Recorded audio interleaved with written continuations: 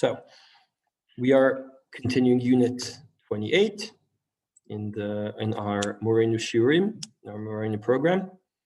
The limud this evening will be for the menucha of Sir Naim Dangur and Moshe Fiore, and also for the refuah of I had this written down.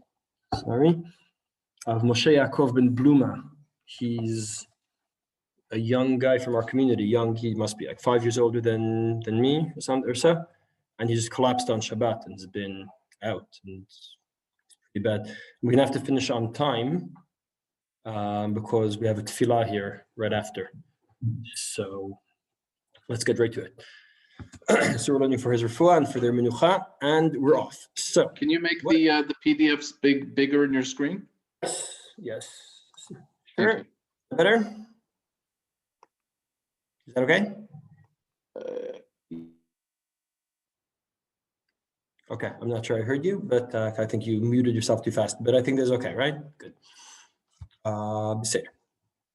So what happens if you eat out of your house? If you're eating out on Leil Shabbat and then returning home, right? We asked previously what happens if the whole family or if a few families convene and eat somewhere else, or if you're at a hotel. We looked at those kinds of questions.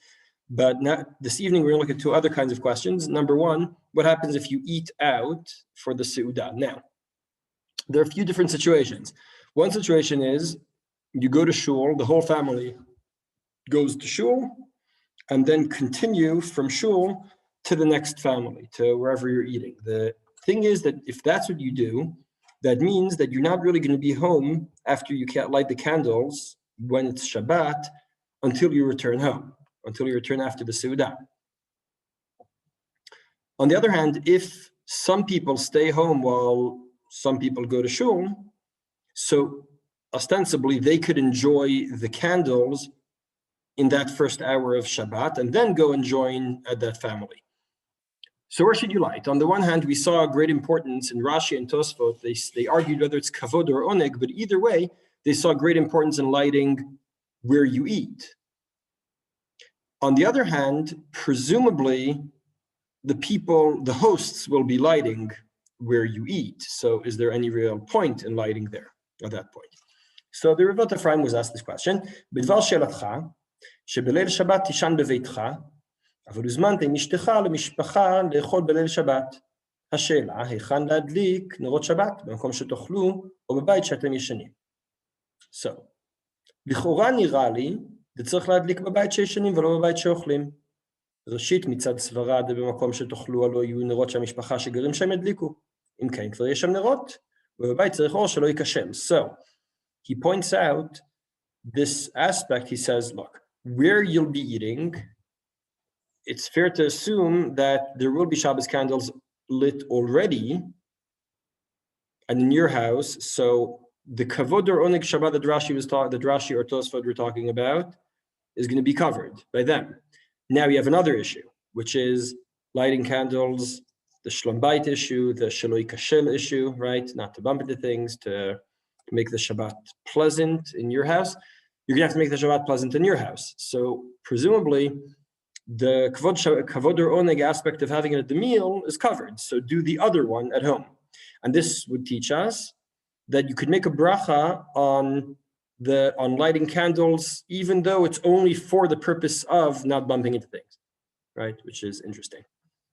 Shenit mevoal, רק בעל הבית מדליק על השולחן.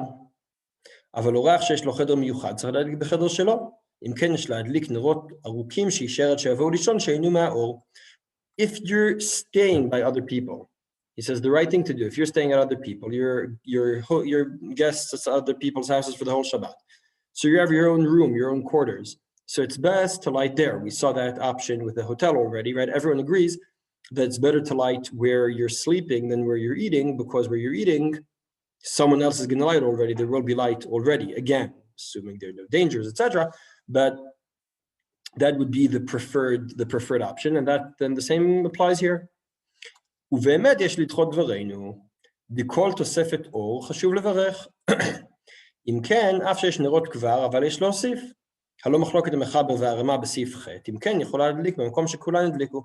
So we learned last time this Machloket Mechaber Rama in Seif Chet that talks about a few families that convene, right? That was the Seif over there, right? You have a few families. A few families convene. And so the Shulchan Aruch is not very happy about people making brachot on those candles, but the Rama says you can. Greenblatt, any guesses? Is he Sephardi or Ashkenazi? Okay, I think you don't have to answer.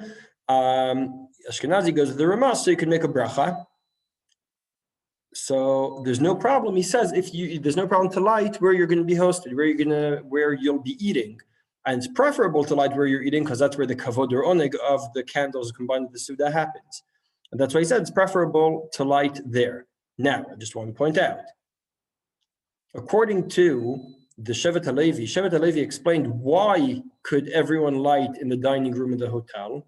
Because no one owns the hotel any more than the other. All the guests are equal guests there. And therefore, just because Shilit here doesn't invalidate my lighting. That was Shevet HaLevi's svara.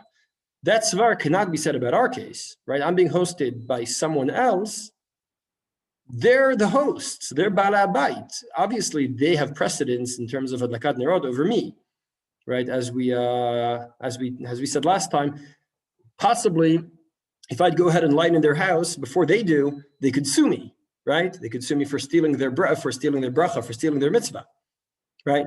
So, according to Shevet HaLevi, it would be hard to justify lighting where you're eating. So you'll say, okay, but maybe Rav Greenblatt is going by the Shema Chakil Chata by Rav Shlomo Zalman and saying the woman can light wherever she wants because she's upset. But that's not exactly what Shlomo Zalman said either. He said if there's no other reasonable place in which to light, you can light even where you're eating if other people live there because women will be upset otherwise.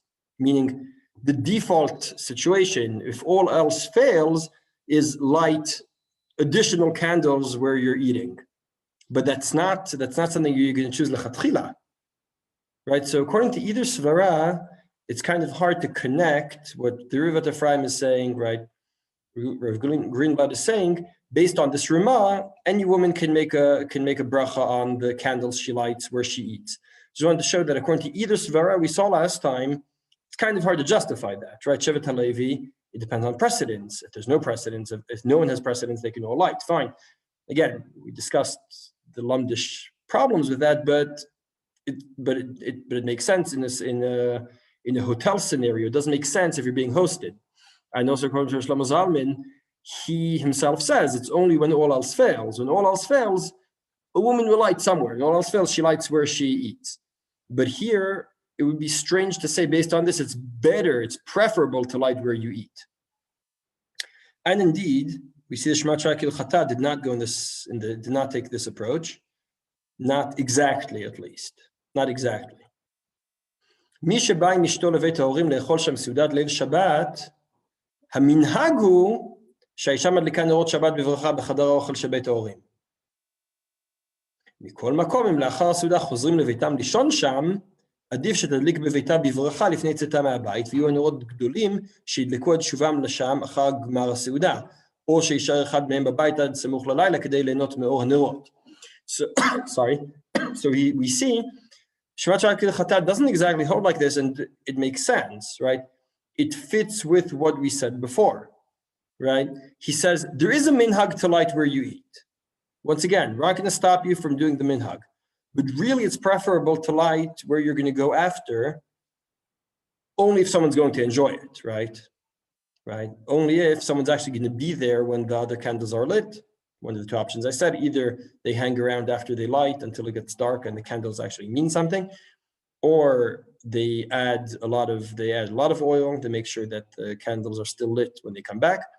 But either way, we see Shema Chakil Chata based on the same idea we said before. The lighting where you're going to eat is an option. It's a default option. It's not a chatchila option. That's the way Shema Chakil Chata said it there, and it says the same thing over here. The Piskei Tshuvot, based on the same ideas we talked about electric lights, quotes a few Tshuvot. Other Achronim Other poskim who say, בזמננו מהנכון שהדליקו את אור החשמל, תכף ומיד סמוך להדלקת הנרות בברכה גם על אור החשמל, וגם הרוויחו בזה שאפילו הנרות כבר יכבו כשבאים לשם, אלא אור החשמל דולק, שוב אין זה בגדר ברכה לבטלה. So, right, the Shema Chalkei said, you have to make sure the candles are still lit, but here's a solution. You're concerned, right? We discussed, do you have to make sure the lights are, that the electric lights are off, or have kavana on them, right? We had a few options. How do you play around with making the bracha on the electric lights, even though they're ultimately the ones that are really keeping things lit in your house, right? The light you get really is a lot more from the electric lights than from the candles. So he says like this, the Shema Chalkei said, make sure the candles are lit when you come home. Now, the poskim say, hold on. What's going to happen is you're going to come home and the candles went out already, but you're still going to have the electric lights. So although normally we're makel and we say, look, we do get pleasure out of having the candles lit in the dining room regardless. We do have pleasure from that. So you could just make a bracha on the Shabbos candles. You don't really have to do the chumrah that the Shema Chalkei said, turn the lights off, have the Shabbos clock, turn them on, etc.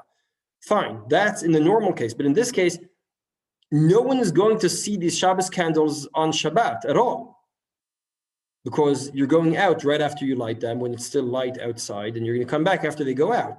So in that case, you should machmir, right? Normally, we're not so machmir. Normally, we say the Shabbos candles, they have kavanah on the Shabbos candles with electric lights, something like that. Right? That option we learned last time. You can see on the YouTube. It's uploaded already. You go back to our discussion there. But in this case, where when you return home, the lights will be out, then it's much harder to justify not doing that chumrah. That's basically the idea there. So again, really, since the hosts will be lighting their own candles in their living room, in their dining room, it's better to light where you're sleeping. If that fails, or if the woman's upset or whatever, right? So there is room for leniency to make a bracha on the candle lighting there too. But in this case, you have to make sure that the candles that are at home are either going to be lit when you return, upon return, or someone gain pleasure from them at the beginning of Shabbat. If you're concerned that you might take very long and not return on time, then you should do the chumrah and have kavanah in the bracha for both the Shabbos candles and the electric lights.